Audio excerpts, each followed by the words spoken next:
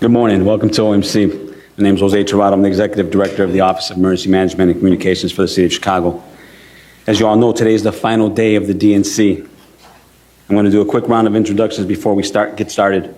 Today we are joined by Larry Snelling, Superintendent of the Chicago Police Department, Annette Nance Holt, Commissioner of the Chicago Fire Department, Mary Sheridan, First Deputy of the Chicago Fire Department, John Roberson, Chief Operating Officer for the City of Chicago, Gary and Gatewood, Deputy Mayor of Community Safety, Derek Meyer, Deputy Special Agent, United States Secret Service, Dan Casey, Managing Deputy Director of Public Safety and Technology. With that, I want to take a moment to thank my staff at OMC and all our partners who have been a part of this great mission. I want to thank my 911 call takers and dispatchers, my emergency management team, my traffic management authority team, our 311 call takers, our OMC operations group, our OMC communications, and more than the 40 agencies represented in the Emergency Operations Center, including our county, state, and federal partners. While this operation is not complete, I want to acknowledge their commitment and dedication to keeping the city moving forward and keeping our residents and visitors safe. And finally, I want to thank the superintendent for his leadership this week. I did write some notes in regards to the superintendent and how I feel about him. I don't even know why I was doing that. I've known the superintendent and these chiefs possibly about 20, 25 years. I had the honor of being a chief with the Chicago Police Department and wear that hat for a long time. What you're seeing, I'm not surprised at all. I knew the superintendent's medal 20 years ago. I'm not surprised that he's in this moment. I'm not surprised that he's shining. And I'm not surprised that we are where we are as a city. I said it to him before, he is the right man for this job right now. And with that, I'll introduce the Superintendent of Chicago Police Department. Sir.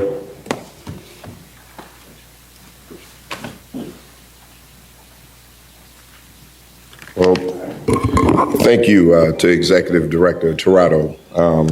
Humbling words, and the check is in the mail. All right. Can't say enough about the partnership with OEMC and his leadership over here. Just working with OEMC, everything that they've put together has just been magnificent. It's helped us with the troops on the ground, and we couldn't do it without everyone standing here. We definitely couldn't do it without OEMC. So the credit goes to everybody. So thank you, and thank you for the work that you're doing here. First of all, good morning, everybody. Good morning. So just talk a little bit about yesterday, because today is the last day of the DNC. We had another protest yesterday over at Union Park, pretty large protest, not as large as we had necessarily anticipated, but yesterday's protest ended with no arrests, no one injured, no officers injured, and it shows that when you have some type of contact and collaboration with those who are organizing, that you can have a peaceful First Amendment gathering. And that's what happened yesterday. Yes, did we have a couple of dust-ups? Sure. All right, but those things were quickly rectified. And I can't say enough about the organizers who had their marshals moving along, and when someone was getting out of control, they would step in and help calm that down. So just working in collaboration was very effective in getting that done. I'd like to just thank a few people before I go, because I promise you I'll keep this short today. Again, Executive Director Jose Tirado and the work that he's done putting this together. The fire department, great partners in this. There are a lot of things behind the scenes that they do that you don't see. I'd also like to thank the Secret Service just for the partnership, just working together. You know, Derek Meyer, I couldn't ask for anybody to communicate better with us, to get this type of work done. He was out there yesterday on the march, so he cleans up pretty good. I'd also like to thank Joe Heffernan, who is also from the Secret Service, who's been out there at the protests every single day. So just want to say thank you for that. With that being said, I also, and I have failed to do this, and I want to make sure that I specifically acknowledge the Public Safety Administration's Deputy Managing Director, Dan Casey, and his team for the work that they did setting up the technology infrastructure. This was needed this week, and great work done by Dan Casey, and I can't say enough about the work that he's done. I'd also like to thank our state, county, other federal partners, our mutual aid partners, also on standby, the National Guard. So I just want to say thank you. I know I'm sure I've missed people, but here you see from the mayor's office, the COO, John Robertson, and also Gary Gatewood is the deputy mayor of public safety. Just can't say enough about the partnership and the work that has been done in collaboration. Everybody in this city came together, stepped up, and made this happen, and it helped us keep our city safe. With that, I'd like to turn it over to Deputy Mayor Gary Gatewood. Good morning, everyone. It's like a family reunion. We see each other every morning at the same time this week. So we're going to continue with the thank yous. Obviously, we want to thank Mayor Brandon Johnson, thank our COO, thank everybody who's put in a ton of work to make this happen. The superintendent went through his team and OEMC. I'll talk a bit about the work that's going in with CDOT, Streets and Sanitations, and our deputy mayors across the board. The level of collaboration that we have seen has been nothing short of phenomenal, from our partners on the ground, community-based organizations, throughout city, county, and state government. I would be remiss if I didn't thank my Assistant Deputy Mayor, Natasha Scott, for the work that she's done hand in hand with us really driving this forward. We're excited about the final day. We know it's going to go successful. Obviously, we expect protests, but we're here for that. We've been prepared for that, like we've said from the very beginning. We'll continue to move this ball forward. We'll continue to have a great time, and we'll continue to be the most welcoming city in the country. Good luck, everybody, on the last day of the DNC, and I'll give it back over to the superintendent so we can open it up for questions today. We'll be getting our questioning here. Superintendent Mayor Kawash, ABC 7 Chicago. I know you mentioned this week it's time to forget about 68. As we reach the finish line of the DNC, how can you reflect on how much things have changed? You talk about that communication with the organizers, their own marshals, and just talk about the work your team has done this week to keep things calm for the most part. So what has changed? Leadership, top down, not bottom up.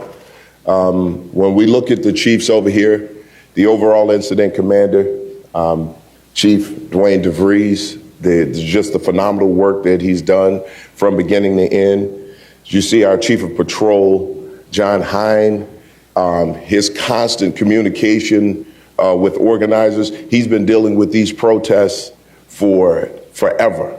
And he's developed a relationship. He's also developed a strategy around working with those groups.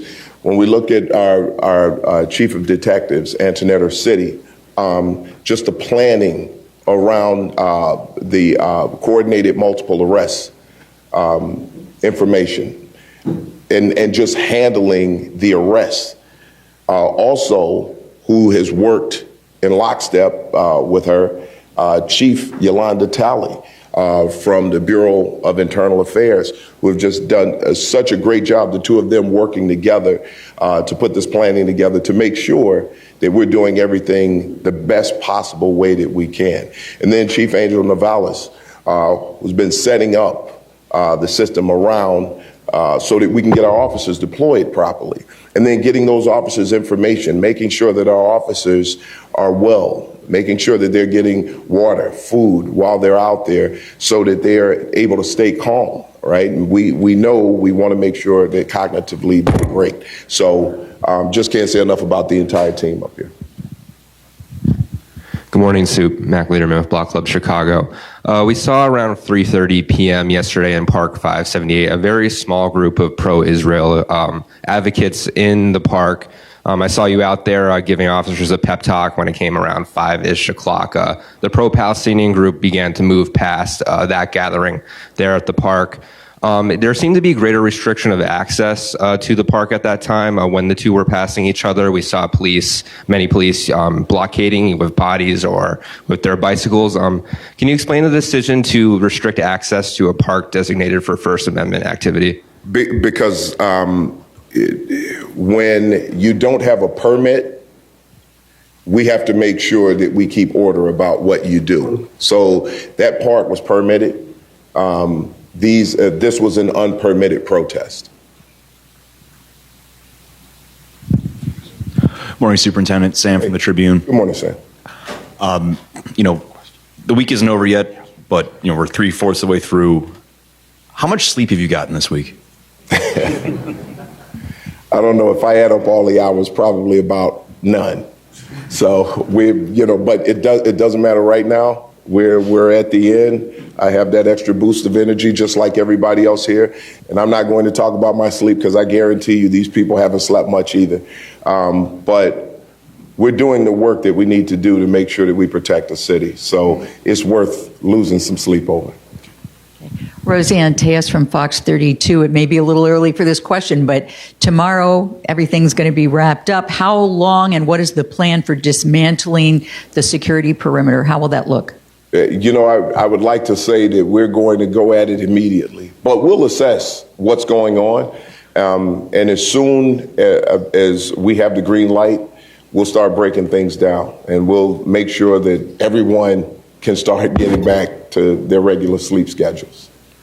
Superintendent, Nick Smith, News Nation. With tonight being the last night, has there been a strategy shift to deploy extra resources? And before the DNC, Mayor Johnson has said that there would not be any communities that have suffered from lack of police activity or the ability to respond to different neighborhoods. Have you seen a spike in other areas? No, we actually have not. Now, are we seeing still some of the normal crime that we see on a daily basis? Yes. But what we did not do was deplete the neighborhoods of manpower. All right, we made sure that we had officers to respond to calls. They're also working extended hours with canceled days off, just to make sure that the city is protected all around. And a different strategy for tonight being the last night for the DNC? No, the strategy is the same. We had a focus coming in, and the strategy is going to be the same. Obviously, as things change, we can change with those things, so we have that flexibility. Good morning, sir. Tarso Veloso with Bloomberg. How are you? Good, and you? Good. Nice.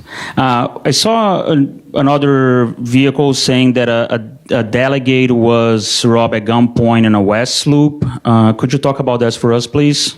So that's something that we're still investigating. Obviously, there was something there, but we're still looking a little deeper into that to get more information on it. Good morning. JC Navarrete with NBC Chicago. The response to the unpermitted protests outside the transportation center was swift. It was quick. It was quiet. And then all of a sudden, police officers converged there, prepared, and protected the scene. That was an unpermitted protest, and the response there was admirable. Any idea of another one that may be spurring up today, and just what steps do you guys take to, be one step ahead of these unpermitted acts? We look at intel. We have, the Office of Emergency Management and Communication. We're constantly looking at things. Just watching certain locations. And if they see things, popping up, we get that information and we're ready and prepared to get to those locations as quickly as possible, as you stated. And our officers are trained and they're ready to step in and do whatever is necessary to keep the situation calm. Hi, Superintendent Dave Struett, Sun-Times. There's an ongoing sit-in happening within the DNC perimeter with some delegates. I'm curious what CPD's plan is to handle that. That's on the inner perimeter is being handled by the Secret Service. Derek, would you like to talk a little bit? So our security perimeter is open 24/7. They are delegates that are inside our zone, and if they would be removed, it would be the DNC would decide that. Derek, can you give your name and title? I'm Deputy Special Agent in Charge, Derek Meyer, U.S. Secret Service, Chicago Field Office. Hey there, Emma Barnett with NBC News. Thank you for taking our questions. Two quick things. One, yesterday there seemed to be a scuffle that happened under the underpass where the train was. Can you just explain what happened there? And is there going to be a greater security presence there tonight when the marchers hit that area? And then my second question is, I'm wondering what you think this week has taught police forces across the country. Well, here, I'll answer your first question. We had a couple of people from the protest group go up to the platforms. Now, we have officers who are working the CTA platforms up there.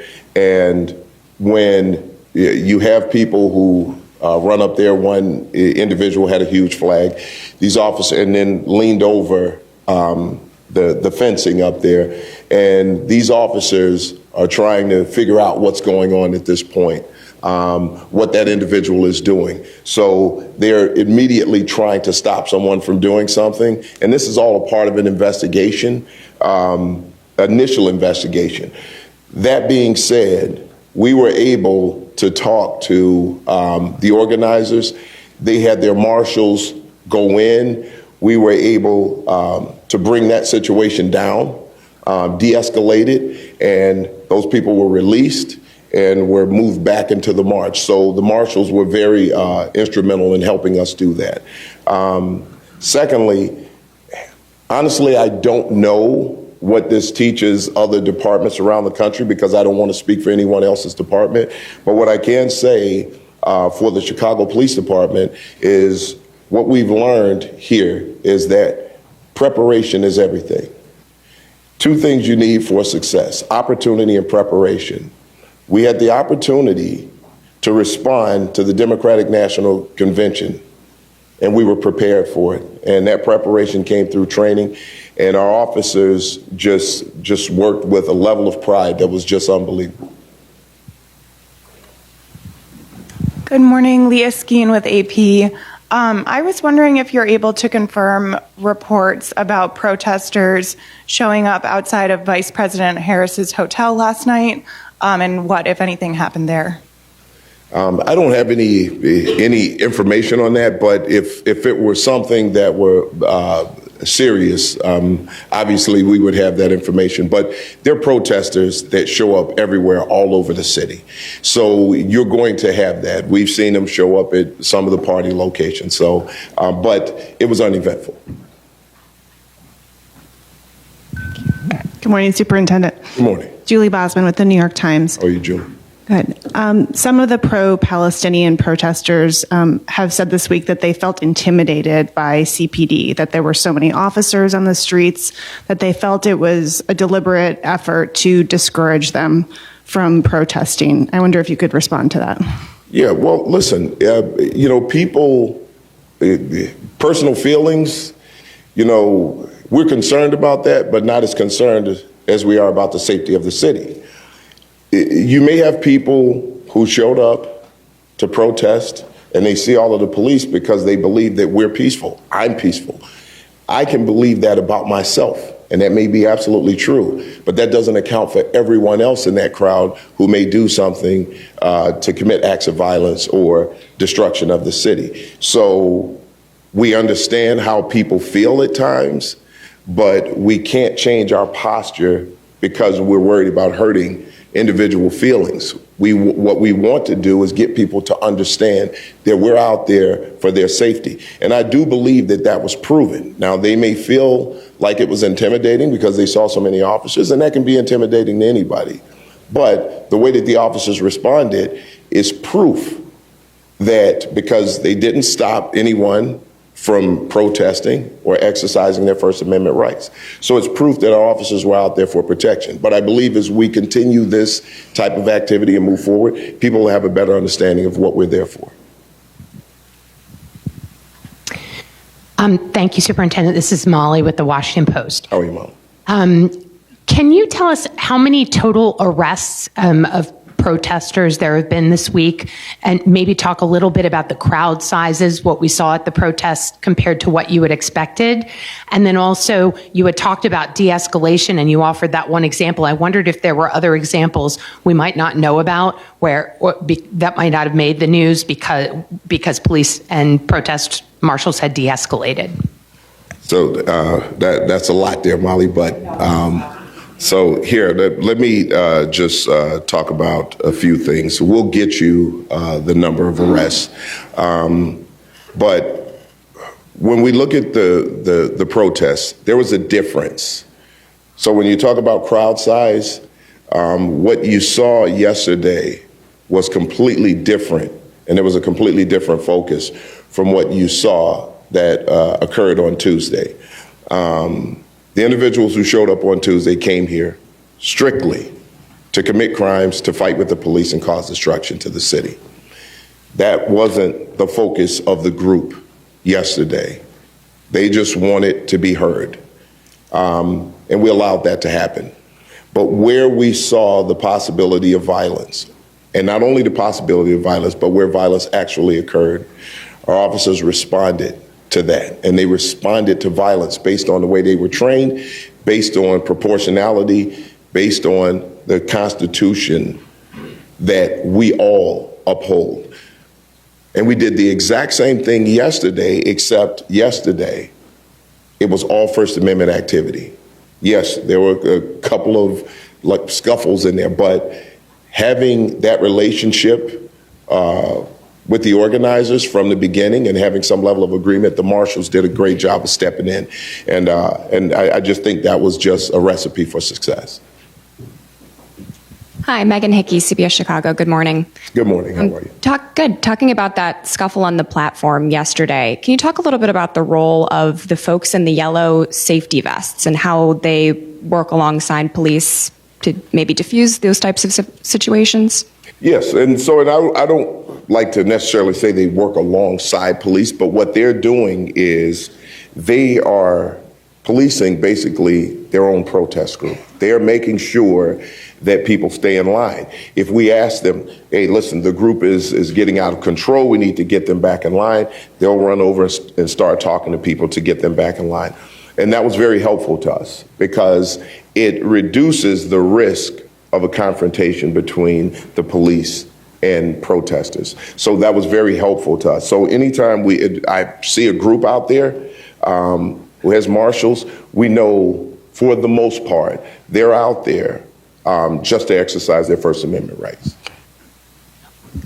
Good morning, Superintendent. Good morning. Adam Haberly with NBC5 Chicago. Some of the early cost estimates we showed or we have seen estimated that there was potentially $25 million in overtime, $10 million in additional straight time, upwards of $75 million on public safety for the DNC. Is that an accurate total? And what would you say to people who would criticize that level of spending for policing the DNC? Well, first off, I don't handle the finances, so I'm going to leave that part of it alone. But what I will tell you is this. When it's necessary to protect the city, you have to make the investment. When we're looking at officers who are out there putting their lives on the line every day, those officers who are out there putting their safety at risk every day, leaving their families at home, the investment in keeping this city safe is absolutely necessary. So people can criticize what it takes, but nothing that you do that's worth anything is free. And we have to make sure that we invest in everything that we can to keep the city safe, to keep people safe. And so lastly, what I would say about that is when we're talking about lives, when we're talking about the safety of people, not just property, but just lives, saving lives, how do you put a price on that? That's the question I would ask those people. Final question. Good morning, Superintendent. Luke Barr with ABC News. How are you? Good, man. How are you? Good. There were some reports that there were maggots put in some delegates' food at the Fairmont. Do you have an update in that investigation? So what I can tell you is that local and our federal partners, we're working on that together. There appeared to be, there's just a little information about the possibility of someone walking in and placing things. I won't get too much into it. And later this was discovered. Now, I'm not sure that those were maggots. There was sawdust, so they were probably mealworms. They look the same, but that's still under investigation. It appeared that there was one person who got sick as a result of it. Okay.